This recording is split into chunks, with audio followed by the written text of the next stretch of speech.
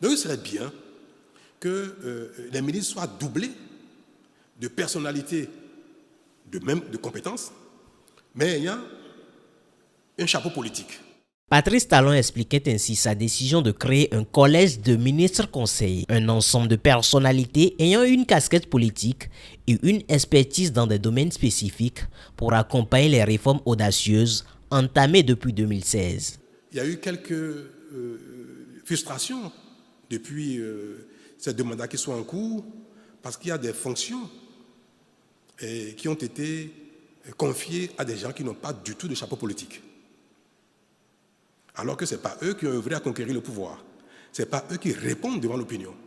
Donc quelqu'un met en œuvre une stratégie sans avoir le devoir de reddition de compte devant le peuple.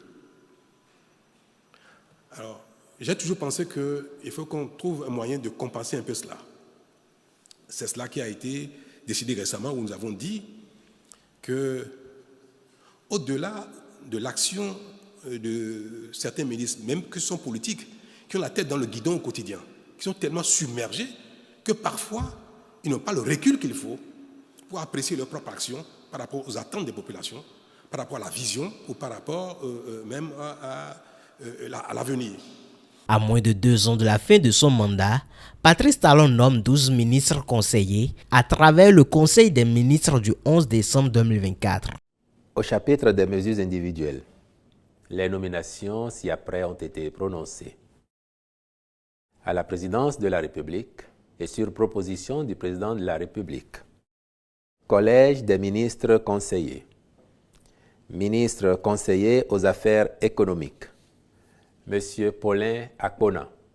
Même si ces nominations paraissent tardives, qu'en sera-t-il de ce poste après 2026? Ce n'est pas un poste institué, ce n'est pas une institution de la République, ce n'est pas une agence créée et qui est connue dans les tests de la République. C'est un poste politique qui dépend naturellement de la volonté du chef de l'État. Et donc, par la suite, qu'est-ce que l'on peut avoir comme avenir? Celui qui prendra la succession de Patrice Talon pourra juger de la nécessité de cette fonction, de ce collège de ministres conseillers et décider de le dissoudre ou carrément de continuer à garder cette institution, cette initiative, mais en nommant les personnes que celui-ci trouve assez capable de servir cette vision.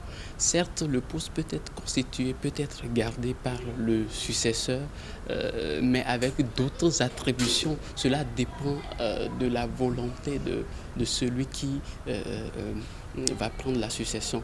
Alors que le mandat du président Patrice Talon touche à sa fin, l'avenir du Collège des ministres conseillers demeure incertain. Entre espoir de continuité et attente de renouveau, cette institution pourrait bien se redéfinir sous une nouvelle gouvernance.